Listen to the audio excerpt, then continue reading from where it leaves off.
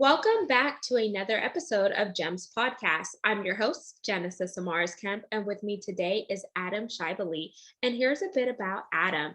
Adam is a full-time podcaster, podcasting business coach, and the host of the top-ranked podcast, Podcasting Business School, and Podcast Launch Tips. Adam's goal is to teach his students how they can love their show like a hobby and build it like a business. So who doesn't want to build a business, y'all?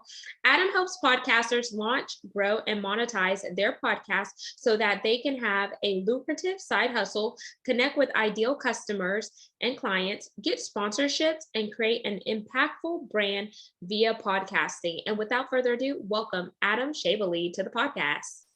Yeah, Genesis Amaris Kemp. I'm very excited to be here on the GEMS podcast. And I love your vibe. I love what you're about. So let's dig in. I'm ready.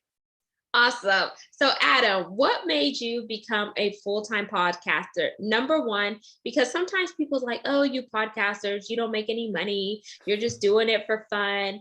And you know what? The reason why I say that is because I have some of those people in my ear and I'm like, I love it. And they're like, why don't you just get a job? Like, just go back to corporate. You have all this experience. That's an interesting question because I feel like it's half and half. The people that I run into, and like, what do you do? Oh, I'm a full-time podcaster. Half of them think I'm broke and I live in my mom's basement. And the other half think I'm famous. You know what I'm saying? Like they think I'm Joe Rogan or something. Like, oh, you must be famous. I've had my neighbor actually ask me that. So are you famous? I'm like, yeah, pretty much. And no, I didn't say that, but I wanted to. But it's becoming a full-time podcaster was an evolution for me where I'm a recovering gym owner. That's where I cut my business teeth. I was a personal trainer. Then I opened up my own boot camp gym facility. I had that for 10 years. And that's where my first show was based out of. It was called the Million Pound Mission. It was a weight loss based show. And that kind of evolved out of my wanting to expand my brand and expand my reach a little bit. I was helping a lot of people in my hometown with my gym. I was like, let's see what we can do that can broaden the impact. So I started the show and fell in love with it, especially coming from the cutthroat business space of gym ownership, where everybody is the enemy that has the other gyms. I had, Orange Theory came to town and they were like hiring people to come in and be members and steal all my secrets and take them back and take members and like just stuff like that. It made me kind of fall out of love with the gym space. But podcasting was awesome. I started to meet people, and you know how it is. I meet people like you. We look at opportunities to collaborate. Even if you're in the same space, serving the same people, it's like, ooh, we should collaborate. It's not competition, it's collaboration. So I fell in love with it, started learning how to make money as an online marketer. People, having offers with memberships and courses and coaching. And I was able to replace my income as a gym owner. And I don't live in my mom's basement, but I work out of my own basement, my podcast bunker. And it's a full-time income and I only work 4 days a week. I make way more money per year than I ever did as a gym owner. I don't work, so far this year, we're recording this in December. I've taken 140 days off. So like you can do it, you can leverage it. It takes time. It's not going to be snap of the fingers and it's done. But if you put in the work and you put in the hustle and you stay focused and stay consistent, some pretty amazing things are there for you.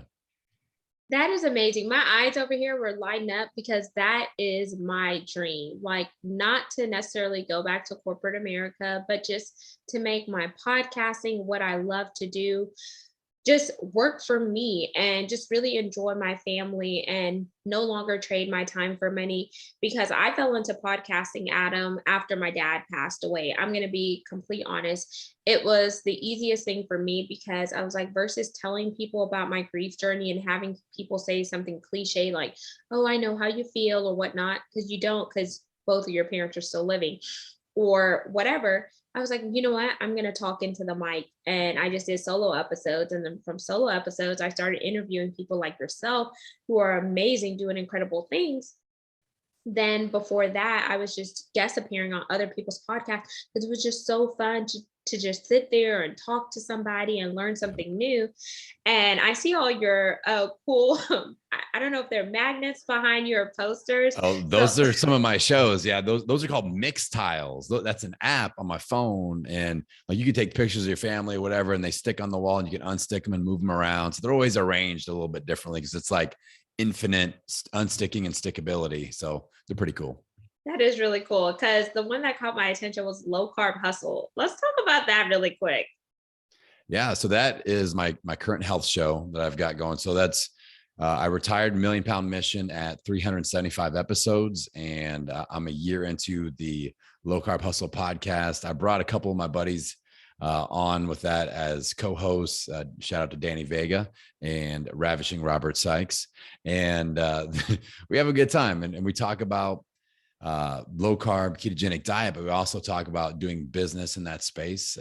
We've all had great success with that, and I've just found like the perfect mix for me with podcasting is find something that I'm really interested in and passionate about, find something that I can speak to that I have knowledge around, and find an audience that's interested in what I'm interested in, and then jam out. And that's what Danny and Robert and I do with that show. And obviously you can, we've got sponsors and things like that, but we do workshops, we have coaching and courses and all sorts of stuff. So you kind of you get to know your audience first, reverse engineer the monetization and go, how could I serve these people at a different level that I can't with the show? And that's what they'll pay for. So let's dive in deeper there because I think that's the $1 million question right now, because there are so many podcasters out there who have an incredible brand, but then they feel like their podcast is not growing as much as they want. So then they end up hitting pod fade. And we never want someone to pod fade because your content is really good. We want you to leverage your audience and then make your audience work for you and you work for your audience. So how did you go about doing that, Adam, to get the success you have now? Yeah. So like it's that perfect combination of growing your audience, growing it in the specific niche too, because you'll hear in the podcasting space, a lot of people like downloads don't matter. And I'm like, they kind of do. Like, I want somebody to listen. I'm not just doing this for the good vibes I get when I spit fire into the mic. I want people to listen, but I also want the right people to listen. I'm not down for downloads sake. I just posted an Instagram reel today. I have this series called You Might Be a Podcaster If. It's kind of like the old Jeff Foxworthy comedy skit, You Might Be a Redneck If. So you might be a podcaster if you've ever gone to Best Buy and subscribed your every single display device to your show. So that, those aren't the kind of downloads that we want. Like, you don't go to Target and find all the iPads and subscribe all of them to your show. That's just a joke. But we do want to find the exact right people that you can serve.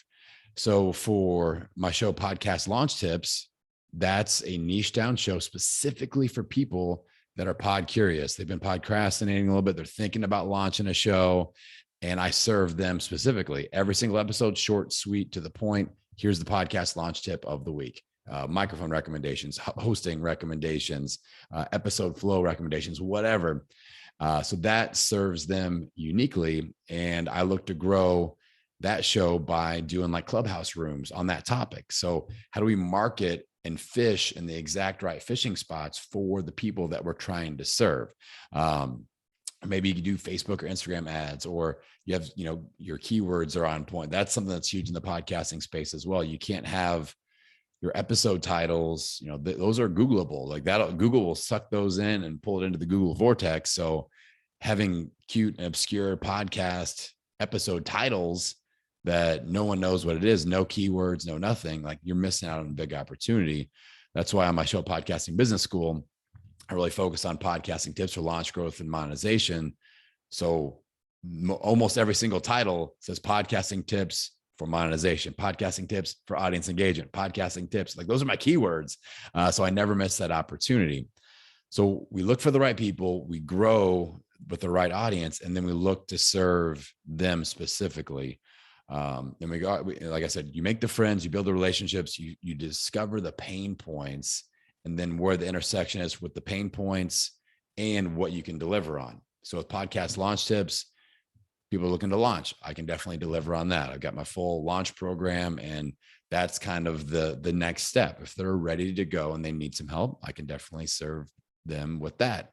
With the health brand, Low Carb Hustle, we do workshops, we do all that, all the things, and we can serve them when they're ready to go to the next level. So it's that twofold scenario of, actually it's threefold: put out consistent content in line with the people that you're trying to attract, then keep attracting the right people, looking for avenues to grow that specific audience, build the download numbers. I love shooting for a goal of 1,000 downloads per episode. That's going to put your show in the top 20% of all podcasts, which a lot of people don't realize that. Like 1,000, that's not that much. That's not a million or like 10 million, like Joe Rogan per episode. 1,000 is very doable, but you got to put in work to get there, as most podcasters know, as 80% know, because they aren't there yet. So we grow those downloads, we serve them at a higher level. That's kind of the macro look at how we monetize and end up going full time. You replace your income. And when it comes to the monetization situation, looking at things like coaching, workshops, virtual or live events, those are the low hanging fruit to me. You look at, because a lot of people are like, I have a show that's kind of broad in topic, and I'm not a coach. I'm like, all right, cool. What if you have 10 interesting people on your show that you interview every quarter, and at the end of the quarter, you have an all access backstage pass where people can pay for, where it's a follow-up small group Q&A Zoom session, where you are the connector and you're bringing these people in. They get the backstage ticket. They get to ask these people questions. They've listened to the show. I'm like, you know what? I listened to your episode and I had this question, and they get kind of that live coaching feel. So that's how simple it could be if we choose to go there. So hopefully that's helpful, Genesis. That is really helpful, because as you were talking about it, each one of your shows, the 3 that you're doing, has its own avatar. And based on the avatar, you're connecting where they hang out. So when you're connecting where they hang out, you're also driving your podcast. You're getting personable with that avatar, because they're getting to see you outside of the podcasting space. And then you're bringing them into your world while going into their world. Then you also talked about the monetization piece of it. And you do that by having activities that complement your podcast, but also give your followers and your audience a more insight where they feel like more connected to you. Yeah. So that's really good. And I like that you mentioned the backstage pass and the Q&A, because sometimes whenever people are listening to podcasts, they may have questions, but if you don't give them an outlet to ask those questions, then those questions remain stuck in their mind versus coming out and just really connecting the dots. And I like the fact that you talked about the keywords, because keywords are big right now. I just had an expert on my show, and we talked about SEO, which is search engine optimization, and how important that is, because a lot of people don't know about the SEO, the digital marketing, and et cetera. But I tell people, what's your personal zone of genius? Because we all have something that we're really good at. So focus on that. And what you're not good at, you could always outsource if the time is right and if you have the budget for that. So do what you can, and what you can't, outsource it and leverage someone else who is an expert in that field. And then, just have that kumbaya. And that's that's how you're having that collaboration versus competition. And you're also complementing one another, because you're leveraging what each other has to bring to the table. Yeah. And another quick SEO tip, if you're trying to think up podcast episode titles or even blog post titles, wherever you're creating content, if you have a title for that content, think about what are the 10 questions that your ideal listener / client would enter into Google to find out about what you teach. And those are your episode titles. So for me, how to launch a podcast. How do I start a podcast? How do I make money as a podcaster? How do I become a full-time podcaster? Those are all the questions that people Google to find my kind of content. So those are my episode titles. Does that make sense? Yes, that definitely makes sense, because you're already getting in their head and you're reverse engineering it. You're like, I know this is what someone's thinking, because if it were me, I would be asking myself this question. So why not put it out there bold? And I want to ask you something, Adam. Do you use listennotes.com, and how important is that for you if you do use it? My buddy Scott Carson, my pod pal Scott, he's all about the listen notes. I've just been introduced to it, but I think that what they're doing is fantastic, because you're getting an actual peek at the real data on the shows, where you can see if somebody has a top 10% podcast or 1% podcast or whatever. And you can see like who's really full of it and who isn't, because that happens a lot in podcasting too, where I had an early podcast mentor. I'm just getting started. I'm like, he's like, we're going to get you on some other shows, but you just have to always tell them that your show does 3,000 downloads per episode, no matter what. I'm like, I'm doing 3 downloads per episode. I'm not telling somebody I'm doing 3,000. And he's like, what, tell me you have 3 million downloads total on your show. I'm like, I'm not doing that. That's ridiculous. So there's a lot. That's one of the main reasons I like Listen Notes. Like people can go on there and see that I'm like a top 3-ish% show, depending on what the current stats are. And I'm super proud of that. And, I'm open. I've done full episodes where I break down like my download numbers and for the year and everything. Like I feel like in the podcasting space, if there's one giant negative, there aren't very many, but if there's one, it's definitely the tale telling, the fibbing, the lying about download numbers, because we feel that pressure.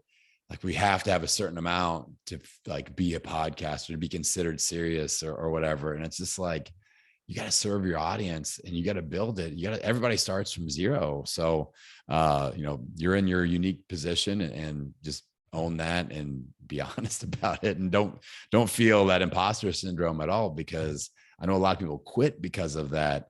And all these people lying about their numbers, they're actually doing half or not even half of what they're saying. That puts those numbers in other people's heads and like, oh, I'm not doing that many, so I'm a loser and I'm going to quit. So none of that helps anybody. So I'm real big on open and honest. I think Listen Notes, that's a great tool to find out like really what the real deal is. I'm so glad that I stumbled upon Listen Notes, Adam, because before I had no metrics. And when I was trying to pitch for sponsors, which I currently don't have any sponsors right now, but I'm now that I'm wiser, I'm looking at how to really obtain sponsors for my podcast, just being transparent. And when someone introduced me a Listen Notes, I was like, oh my gosh. And I went back and looked at all the other podcasts that I was guest featured on. And I looked at their metrics. I was like, oh my gosh, they told me this, but the metrics is not saying. And there was some podcasts that I paid for early on whenever I was a newbie in the space and I really didn't know. And I guess that's why it's so important to do your due diligence and always fact check, because a pair of lips can tell you anything. But when you go do your homework for yourself, you're really going to understand how to solve the problem because you took the time to work it out. And so you have the solution for the problem. But I say that to say that there are so many different ways to acquire the metrics for podcasts besides Listen Notes. Someone recently told me about Chartable. Have you looked at that? Yeah. Chartable's cool also. And, it's neat because you can see like where your show is charting in different countries and anything that keeps podcasters fired up. There's 2 sides of the coin.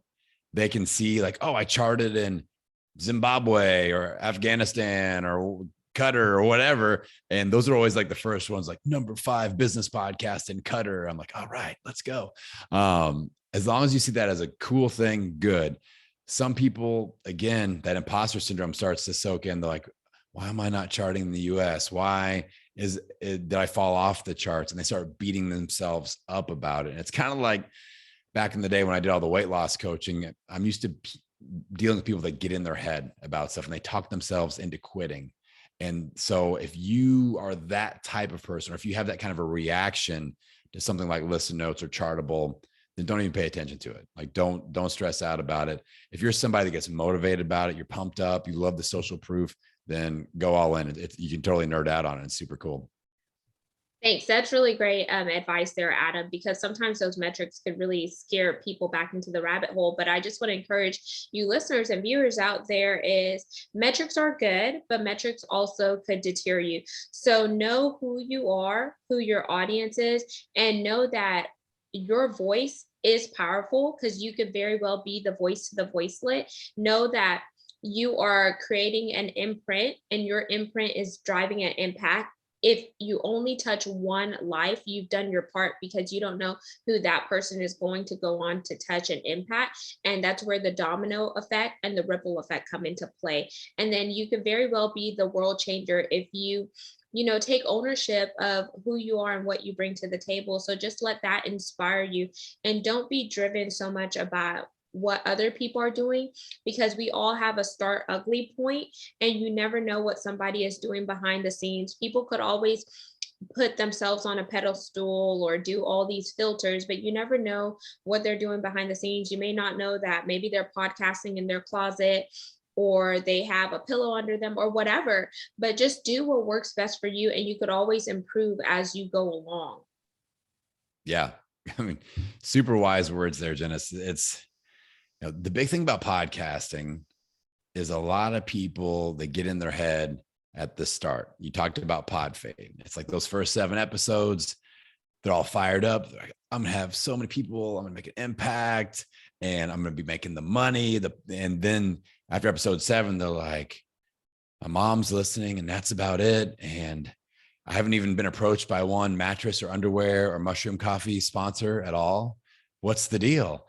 And it's just a longer play than that. People ask me, have you ever thought about quitting? And I'm like, only every single day my first year. Every single episode, I'm like, this is a waste of my time. No one's listening. I know, and it was frustrating because I knew in my heart that my message was important, that people needed to hear it, that it was impactful. And every, month, I would get one email or one social media DM that's like, hey, I love your show. Thank you. And that would just get me to the next episode, just barely, just a little. Okay, now we're creeping along. But basically, I made a commitment. When I started, I go, I'm going to release 52 episodes regardless. I don't care. Come hell or high water. I'm going to do this for a year. Every week for a year, 52 weeks, 52 episodes. Then I can quit if I want to. And episode 53, I talked about wanting to quit all the time and why I wasn't going to quit. We ended up taking that show to 375. That's the show that helped me go full time as a podcaster, and the whole deal, the rest is history. So you got to play the long game with the show. And if you're somebody that's side hustling and you have a career, and then you are doing a podcast, you're trying to brand build and do that, use that to your advantage. You've got the bills paid.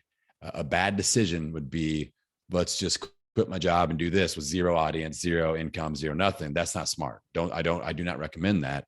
I'm not a financial advisor. I don't play one on the podcast, but like, you do you, but I wouldn't do that. I wouldn't people I'm consulting with and coaching. I'm like, let's build up, your audience, but then let's build up like a membership or something. Like, I love recurring income streams. So we go, all right, I need to replace $5,000, $6,000, $7,000 a month of income.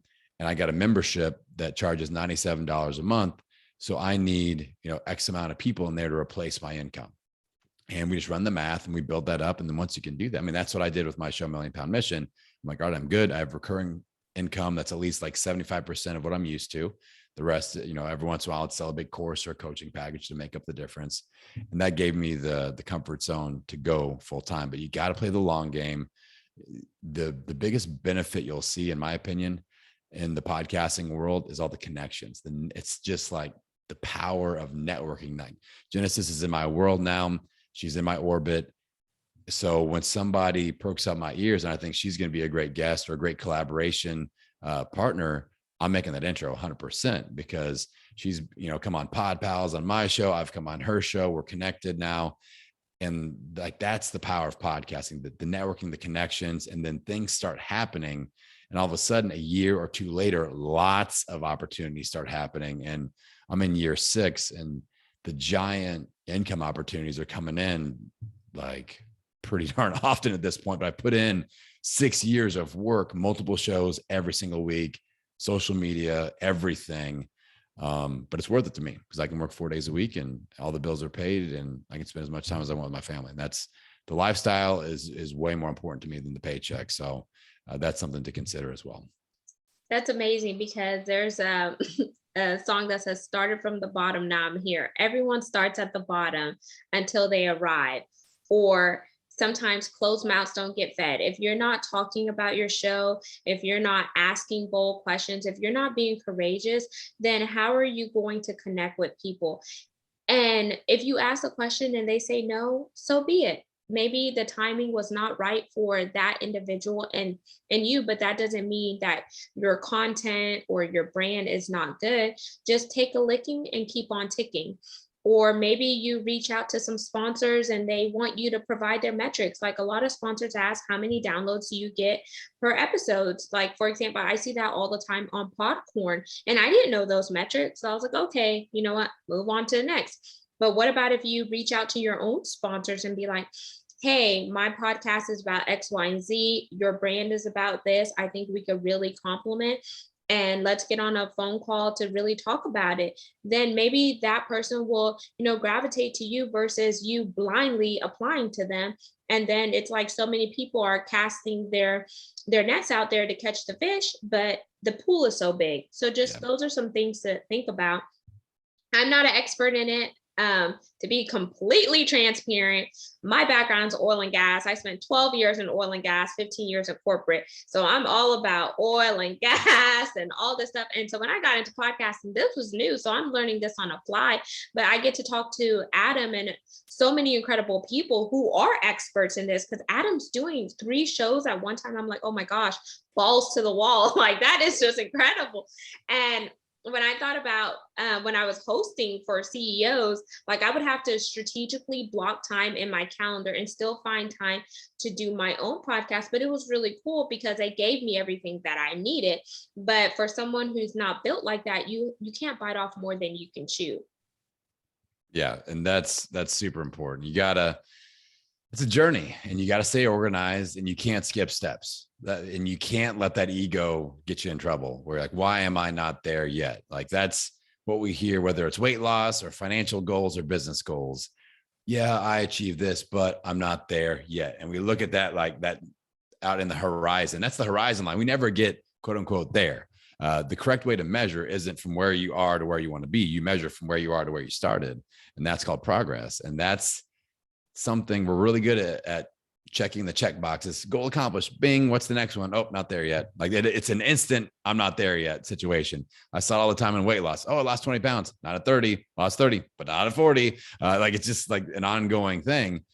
So we have to keep that in mind with our business and our financial goals as well. It's like you're getting there. Like you've got your first 100 subscribers to your show, your first 500, you made your first $1,000 as a podcaster. Celebrate every step of the way. Don't go, oh, but I didn't make 10,000. Okay, that's fine. But you're 10% of the way there. Take that view and build momentum off of that. And I think that's a much better way to go through this journey. Amazing. Yep. Definitely got to celebrate those small wins as well as those big wins. And Adam, as we wind down, I want you to leave the listeners and viewers with 1 or 2 gems. And remember, the core pillars behind this podcast is to educate, inspire, and motivate. And then close us out with where and how they can connect with you. Yeah. All right. So I love doing a little, what I call an implementation challenge. For the next 24 hours. This is for, in the podcasting space, we're entertaining. Genesis is entertaining. Obviously, she's putting content out there. You love consuming it.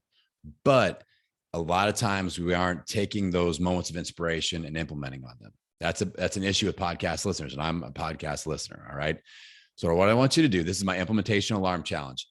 Get out your mobile device, and you're probably listening to one right now. So that's a good thing.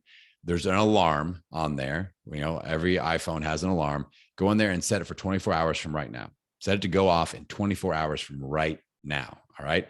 What I want you to do, if you listen to this episode and you got an idea or you got a moment of inspiration, you're like, I should explore that. I should think about that. I should do this or that.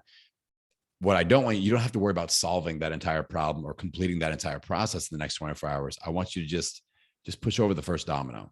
All right. In the next 24 hours, you flick over the first domino in line with that idea that you had over this last 30 minutes that you've been listening. And with implementation come results. So that's my implementation alarm challenge. I would love for you all to take hold of that and do it. And if you want to follow up with me, hit me up on Instagram at Podcasting Business School. Let me know what you did, and I'll hold you accountable. That would be super awesome. And if you want to check out my website, it's podcastingbusiness.school. And those are the main 2 ways to get a hold of me. I love to interact with people. I thrive off of human connection. So don't be shy. You'll probably get a voicemail back at you from the big guy here. So you know that it's me. I don't use any bots. I answer all my own emails. I answer all my own DMs and stuff like that. So I'm a relationship kind of guy. So Genesis, thank you so much for having me on. If you all got value out of this, hit that, that follow or subscribe button for sure. Leave her a rating review. Let her know in the rating review, this was your favorite episode. That'll make me look good. And there you have it, listeners and viewers of Gems Podcast. Once again, I'm your host, Genesis Amaris Kemp, and you just heard Adam Schaeuble, and he talked about all things podcasting, how to monetize, how to get sponsors, how to do that low carb hustle, all those good things in the bag and more. So you had a meal plus a snack. So make sure you connect with Adam. And until we chat next time, peace, love, and lots of blessings. Be great because you are great, and you don't need anyone to validate who you are as long as you believe in yourself. So dream big, put a goal next to your dreams so they're no longer wishes, but you turn them into realities. And let us know how you're rocking out with this segment. So we're signing out.